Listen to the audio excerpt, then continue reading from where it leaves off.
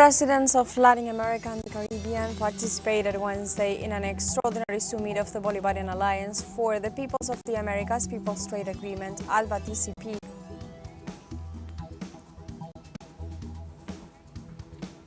On Thursday, the spokeswoman of the Ministry of Foreign Affairs of China, Mao Ning, confirmed that China opposes foreign intervention in Venezuela's internal affairs. And the Israeli regime killed more than 9,000 Palestinians during the second phase of Operation Gideon's chariots to implement the total occupation of the Gaza Strip.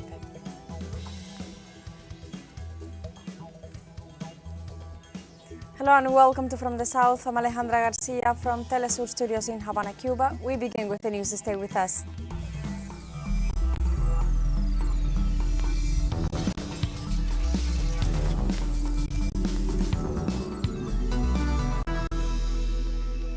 Presidents of Latin America and the Caribbean participated Wednesday in an extraordinary summit of the Bolivarian Alliance for the Peoples of the Americas People's Trade Agreement, ALBA-TCP. Let's see more details in the following report. 13th Extraordinary Summit of ALBA-TCP, the President of Venezuela, Nicolás Maduro, called for regional unity. Al calor de las últimas amenazas.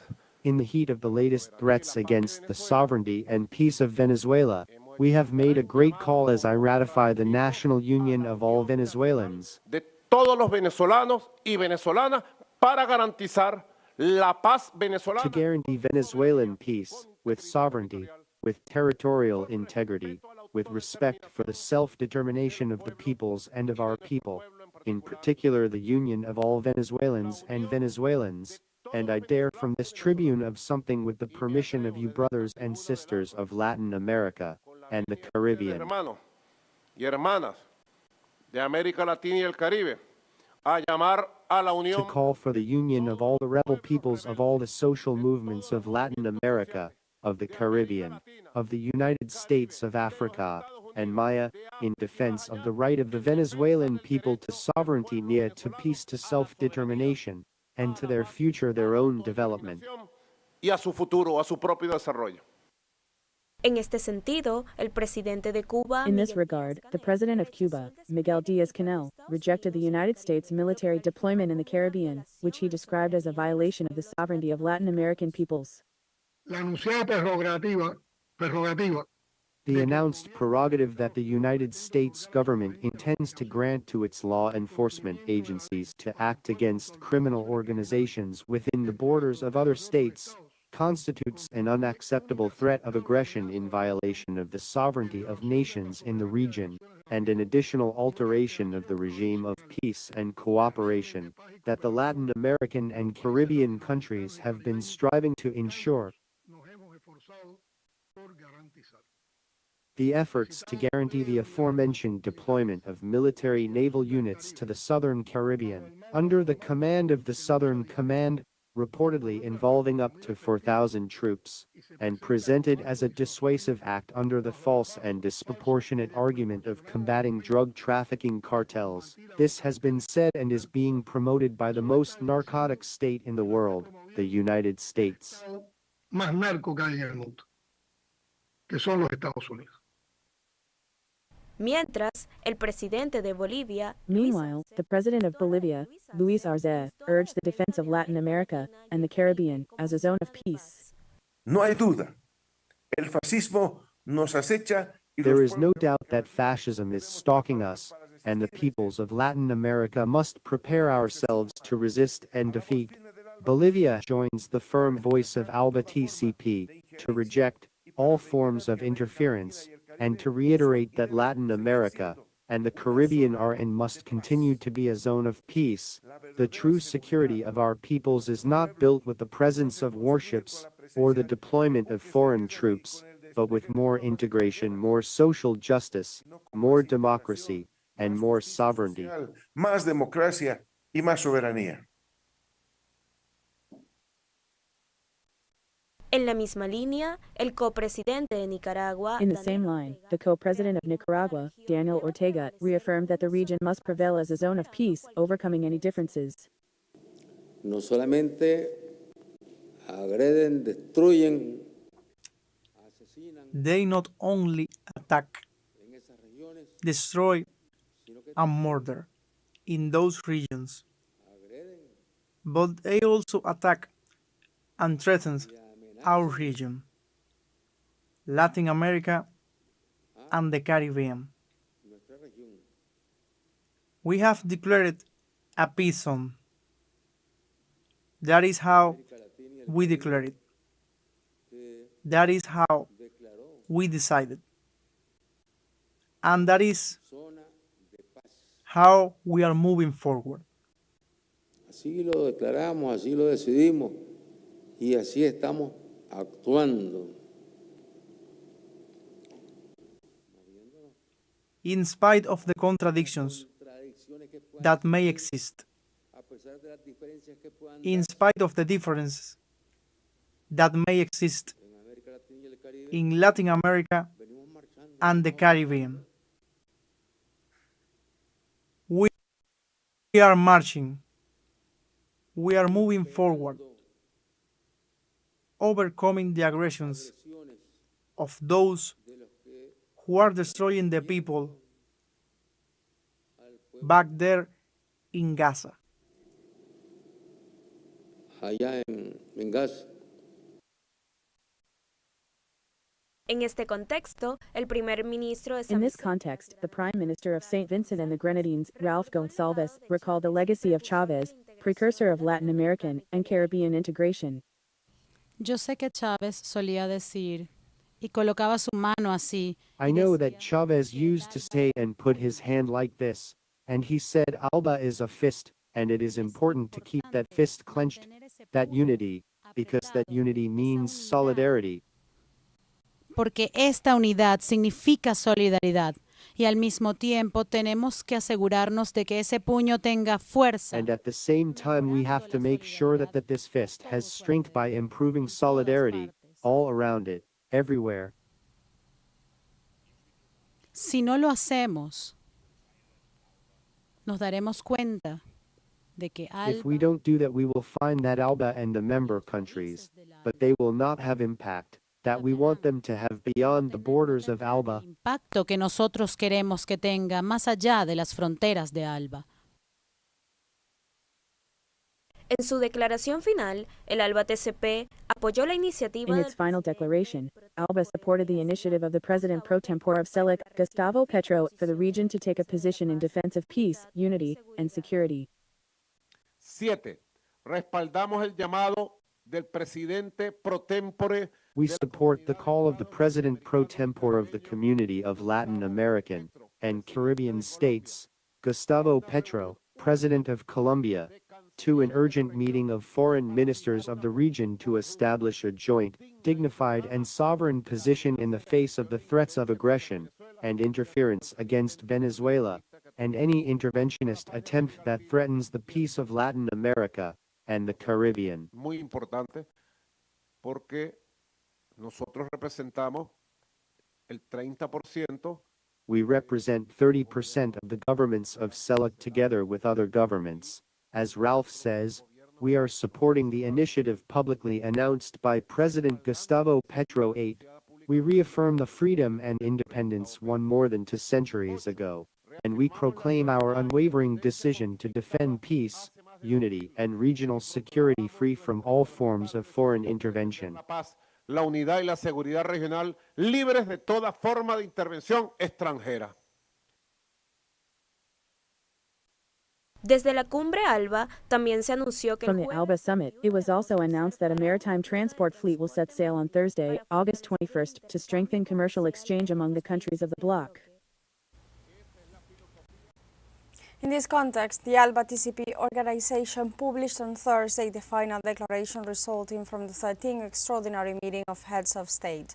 The statement begins by stating that they express a strong and total support for the constitutional president of Venezuela, Nicolás Maduro Moros, who is once again facing a brutal offensive of political and judicial persecution promoted by the United States, and they categorically reject the orders of the United States government to deploy military forces under false pretext with the clear intention of imposing illegal and interfering policies contrary to the constitutional order of the the states of Latin America and the Caribbean. It continues saying, we condemn the imperialist policy of harassment and judicial persecution promoted by the United States and the orders of the United States government to deploy military forces under false pretext with the clear intention of imposing illegal and interfering policies contrary to the constitutional order of the states of Latin America and the Caribbean. It continues saying, we condemn the imperialist policy of harassment and destabilization, which through unilateral coercive measures, blockades, diplomatic blackmail and media campaigns seek to undermine regional peace and security in open contravention of the spirit of cooperation, brotherhood and dialogue that should prevail among free nations. The document concludes by stating, today, as the vanguard of free peoples, we declare that true peace can only come from social justice, respect for the laws and sovereignty of nations, and the self-determination of peoples. In the face of imperialism that threatens with wars, violence and blockades, Latin America and the Caribbean reaffirm that they will follow the path of Bolivar, Martí, Chávez and Fidel, and reaffirm their irrevocable commitment to protect our region so that we may continue to be a zone of peace and coexistence.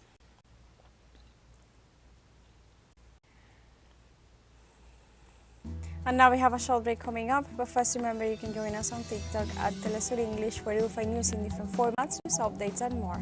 We'll be right back. Stay with us.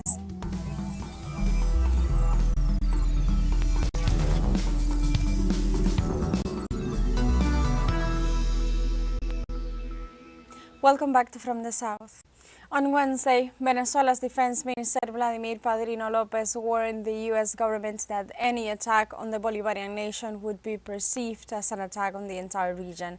The head of national defense emphasized that his country has armed forces and a dignified population with a strong sense of patriotism, ready to defend their sovereignty. He made it clear that the Bolivarian nation is capable of preserving its territory and independence, and warned Washington of the consequences of any military action in the region.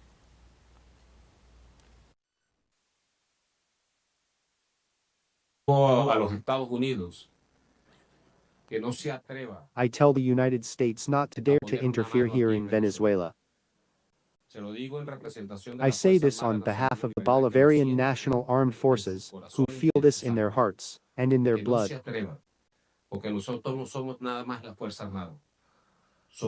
Don't you dare, because we are not just the armed forces, we are a united people, with a national identity, who want and love peace, who want and love our country.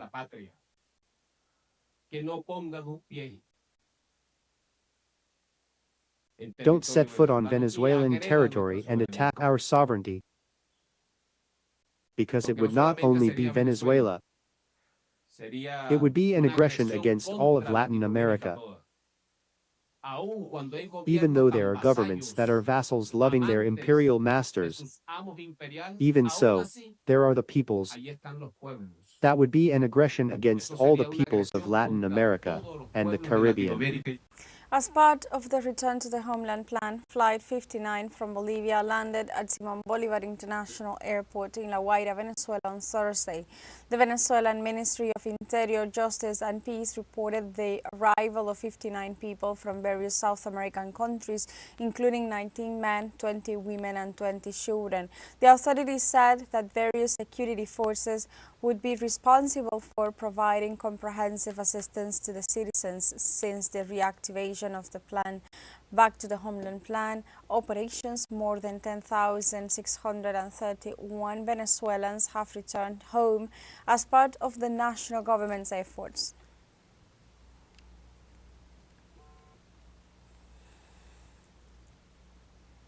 On Thursday, the spokeswoman of the Ministry of Foreign Affairs of China, Mao Ning, confirmed that China opposes foreign intervention in Venezuela's internal affairs.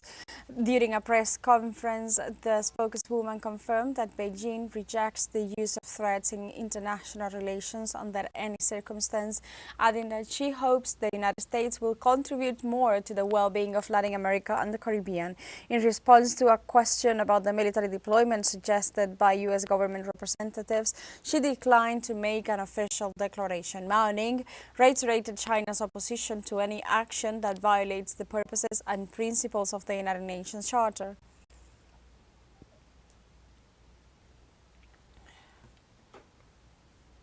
The Hostosian National Independence Movement, MINH, of Puerto Rico has condemned the deployment of U.S. warships in the Caribbean, describing it as a military provocation against the Bolivarian Republic of Venezuela. The organization's co-president, Julio Muriente Pérez, accused the Trump administration of exploiting the war on drugs to threaten the sovereignty of Venezuela and the entire region. He also denounced the multi-million-dollar reward offered for the capture of President Nicolás Maduro, describing it as a flagrant violation of international law and the United Nations Charter. Reaffirming his solidarity with the Bolivarian Revolution, Muriente called on the people to speak out against this imperialist aggression. Finally, he warned that any attempt at military intervention would be met with unity and resistance from the Latin American people.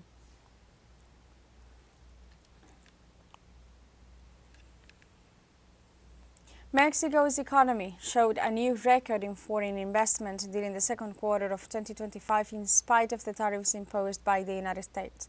During her daily press conference, Mexican President Claudia Sheinbaum said foreign investment reached a record high of over $34.2 billion during the period. Sheinbaum also assured that the so-called fourth transformation model carried out by her administration not only contributed to reduce poverty in the nation, but also generated new investments in key sectors such as automotive, machinery, and tourism. In this sense, the Mexican head of state emphasized the growth of the gross domestic product and the reduction of inflation by 20% with respect to July.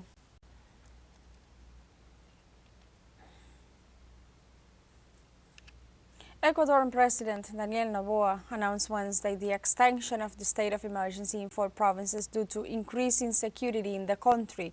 During his official visit to Buenos Aires, the Ecuadorian head of state explained that criminal groups seeking to undermine the country's social order now control some territory, and also added that in recent months, acts of violence have been taking place in municipalities where criminal activity previously did not occur.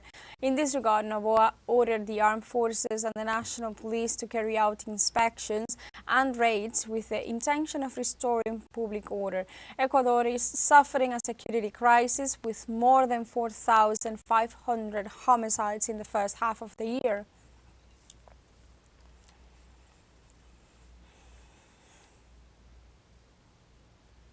The Minister of the Presidency of the Dominican Republic, José Ignacio Paliza, announced that Japan will contribute $10 million to the multinational security support mission in Haiti.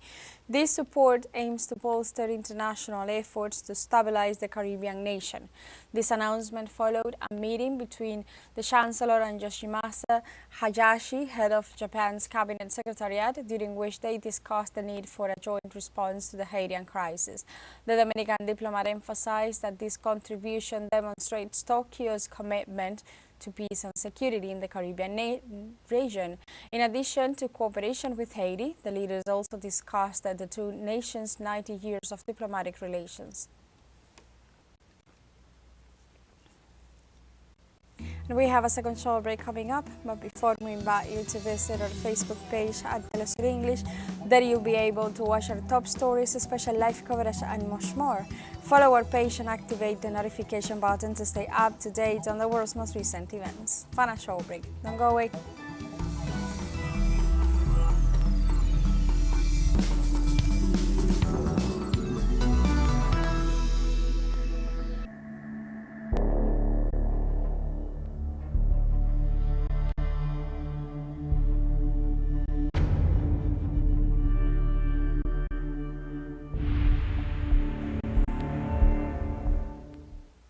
Welcome back to From the South.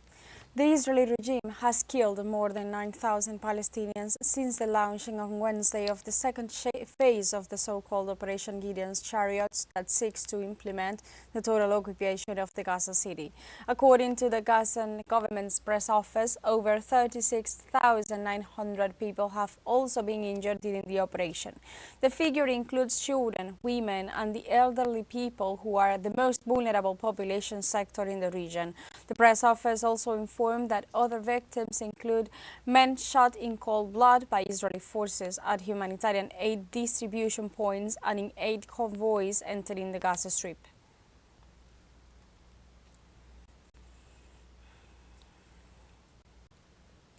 Israeli forces also shot and killed Mohammed Shalan, a player in the Palestinian national basketball team, while he was trying to obtain food and medicine for his family in Khan Yunis. More than 800 athletes have been killed by the genocidal troops.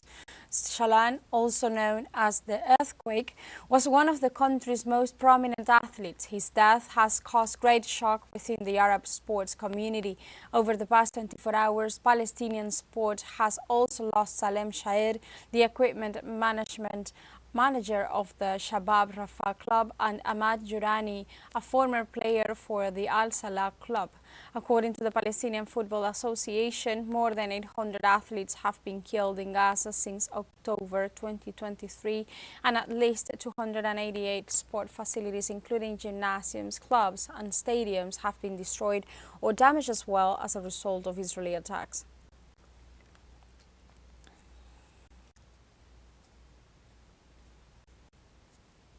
The Israeli army plans to recruit young Jewish men living abroad in an attempt to fill a shortage of more than 10,000 soldiers.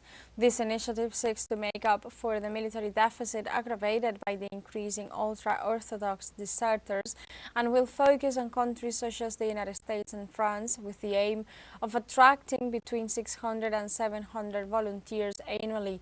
The movement arises in the midst of the genocide being carried out by Israel in the Gaza Strip. And in addition to the search for recruits abroad, the Israeli regime has intensified the arrest of Haredi ultra-Orthodox Jews who refuse to do military service. General Afi Defrin, military spokesperson, confirmed that at least 60,000 recruitment letters will be sent out this week.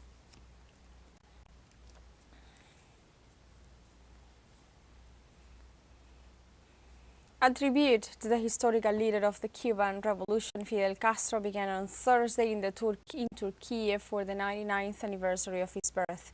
The first activity was a bicycle parade along Ankara's main avenues, organized by the Cuban Embassy and the José Martí Friendship Association. During the tour, participants voiced slogans in support of Cuba, calling for an end to the economic blockade imposed by the United States and demanding that Cuba be removed from Washington's list of countries that allegedly sponsor terrorism. The Cuban ambassador Alejandro Díaz-Palacios thanked them for their support, emphasizing that such initiatives strengthen the bonds of friendship and solidarity between the two nations.